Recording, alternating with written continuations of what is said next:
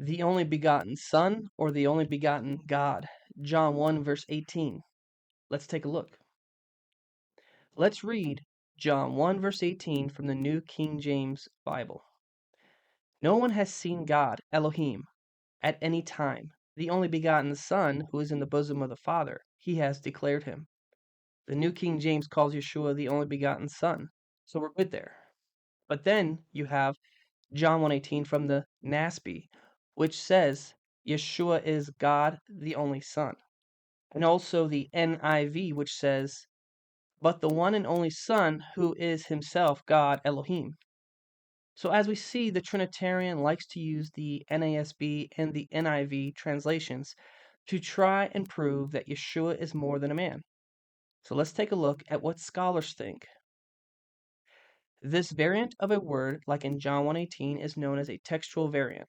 Textual variants in ancient manuscripts arise when a copyist makes deliberate or inadvertent changes to a text that is being reproduced or copied.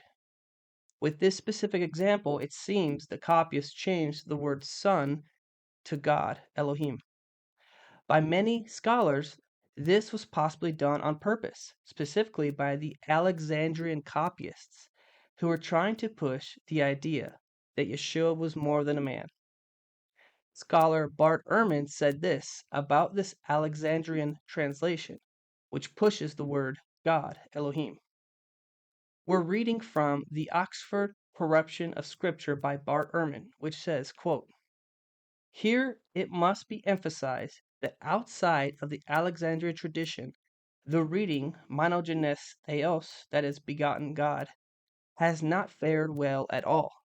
Virtually every other representative of every other textual grouping, that is, Western, Caesarean, Byzantine, attest monogenes haios, that is, begotten Son, unquote.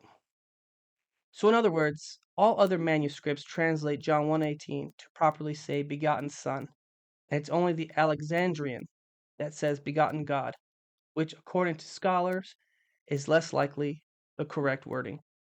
So no, this verse does not help the Trinitarian. If anything, it helps prove the dangers of the Trinitarian doctrine, as it seems to be trying to change the very words of the Bible. But even if monogenes theos, begotten God, was in the text, it still does not mean there's a Trinity.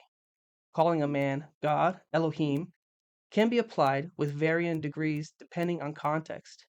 And we know Yeshua is a mighty judge, a ruler, a king, which qualifies him as a man to be called Elohim. Even the judges of Israel were called Elohim, gods. What's your thoughts on this subject? Please share below. Thank you and shalom.